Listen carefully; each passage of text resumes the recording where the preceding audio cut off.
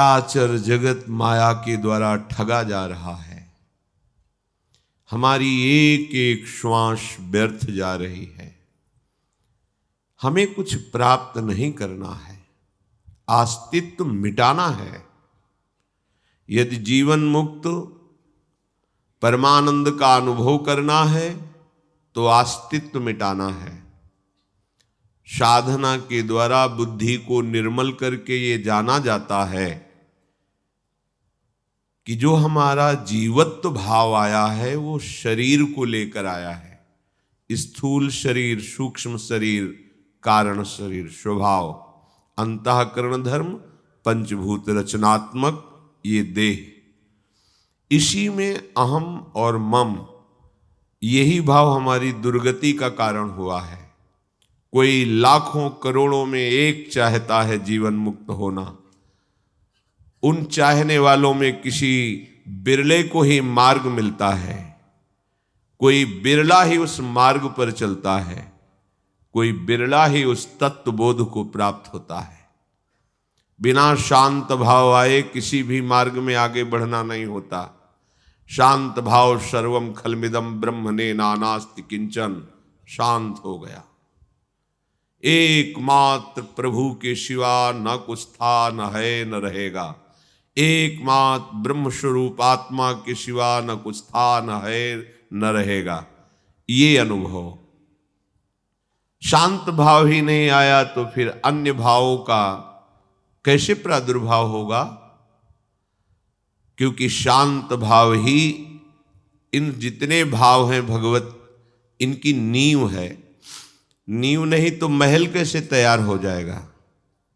इसलिए उपासक महत्व को मिटाता है, देह भाव को मिटाता है।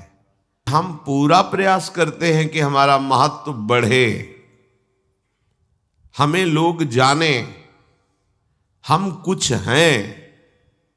बस यही है माया का प्रभाव। यही है झीनी माया जो बड़े बड़े साधकों को, विद्वानों को भी फांस के रखती है। किससे महत्व, किसका महत्व, कैसा महत्व? इन प्रश्नों का उत्तर अपने हृदय में ढूंढिए। देखो, श्रीधाम वृंदावन के वास का अमोघ फल है। कल्याण हो जाना यहां का प्रभाव है। तुम्हारी दुर्गति नहीं होगी, पर तुम श्री जी के समीप पहुंचकर प्यारे जू को दुलार करो, ये केवल रसिक संग से ही होगा। किशोरी जू की चरण रज में जिन्होंने अपने जीवन को शान दिया है, निकुंज की धूरी में जिनकी सकामता नष्ट हो गई है, प्यारे जू ही जिनके जीवन हैं, बस ये केवल रसिकों की कृपा से, उनके आज्ञा पालन से, उनके द्वारा दी हुई उपासना से होता है। अनन्य भक्ति कोई खिलवाड़ नहीं है और इससे सरल कोई दिव्य साधन भी नहीं है। सरल उनके लिए है जिन्होंने अपने को अनन्य भक्ति में बेच दिया है। प्रियालाल के नाम के बदले अपने को बेच दिया। हमें जो नाम मिला, मंत्र मिला, उपासना मिली, हमारा अस्तित्व खत्म। गुरु प्रदत्त नया जन्म, ये गुरु के चरणों में न्यौछावर। उपासना से वासना का नाश, वासना नाश होते हुए दिव्य भाव की प्राप्ति, ये सब सहज सरल हो जाता है। और जब अहम की प्रक्रिया से साधना होती है तो बड़ा उसमें विघ्न पड़ता है। बहुत प्रकार की ऐसी बाधाएं खड़ी होती हैं कि उपासक संभाल नहीं पाता। परत खगेश लगे नहीं बारा, गिरने में देर नहीं लगती, किया कराया सब धूल धूसरित हो जाता है। इसलिए अनन्य भाव से जो भगवान का भजन करते हैं उनको वो परमात्मा प्राप्त हो जाता है। अनन्य भक्त वही है। कहीं एक जगह तो निष्ठा ले ले, हमारी कहीं निष्ठा नहीं है। जब जहां जैसी अनुकूलता मिली वैसे बन गए, ये अनन्य भक्त का स्वरूप नहीं। अनन्य भक्त का स्वरूप है। प्राण चाहे चले जाएं, हमारी निष्ठा ना टूटने पावे, निष्ठा न जाने पावे। निष्ठा का जागरण ही भक्ति का विशुद्ध स्वरूप है। हमारी देह निष्ठा है और कोई निष्ठा नहीं है। बस देह सुखी रहे, निरोग रहे, सम्मान यश कीर्ति, ये देह निष्ठा है। दो चार माला कर लिए तो लगता है बहुत बड़े संत हैं, बहुत बड़े भक्त हैं।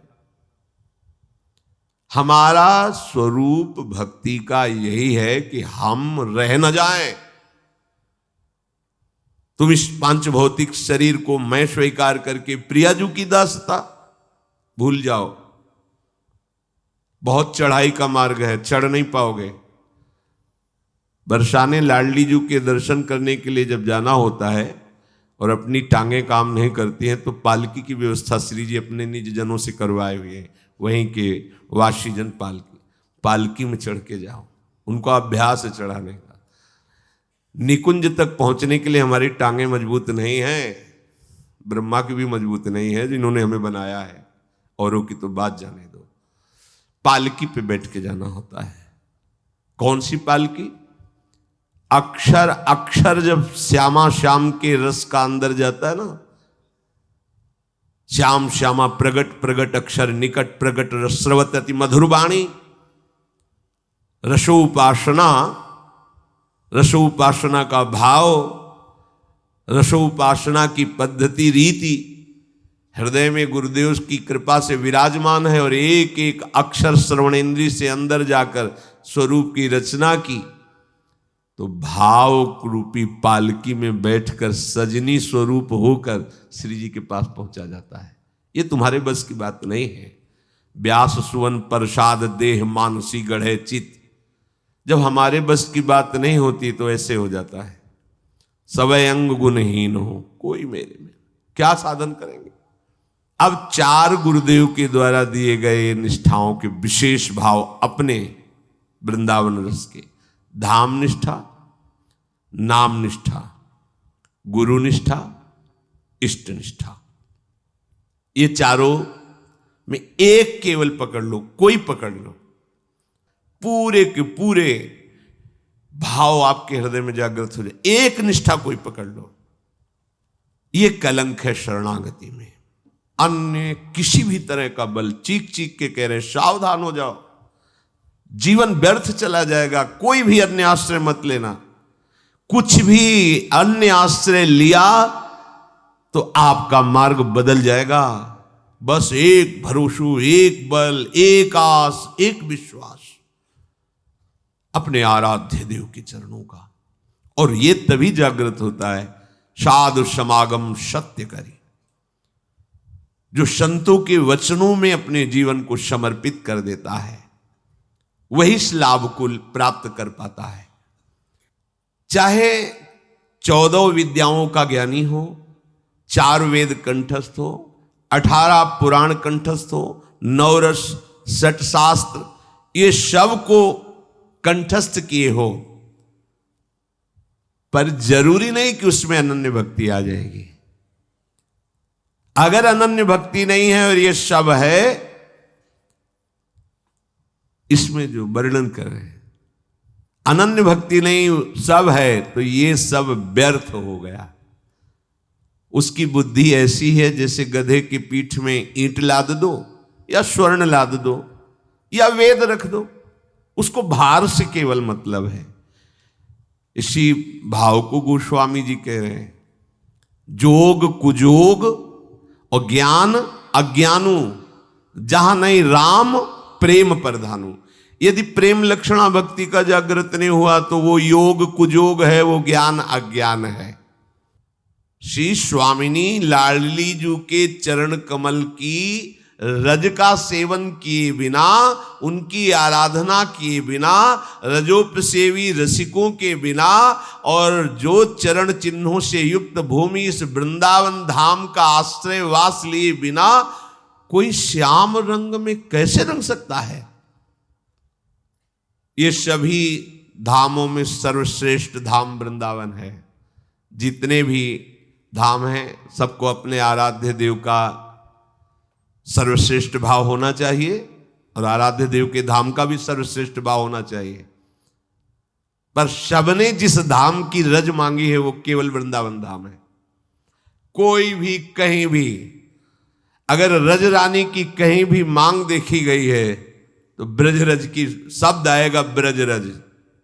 पूरे त्रिभुवन में भगवान के विविध धामों में कहीं का कोई भी उपासक हो, जब रज रानी की बात आएगी तो ब्रजरज की बात आएगी, क्योंकि ये प्रेम धाम है।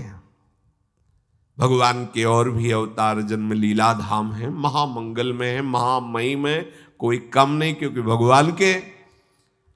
पर ये प्रेम धाम वृंदा विपिन ऐसा है कि किसी भी मार्ग का पथिक हो यहां आकर के अपने आराध्य देव का प्रेम इसी रजरानी से प्राप्त करता है।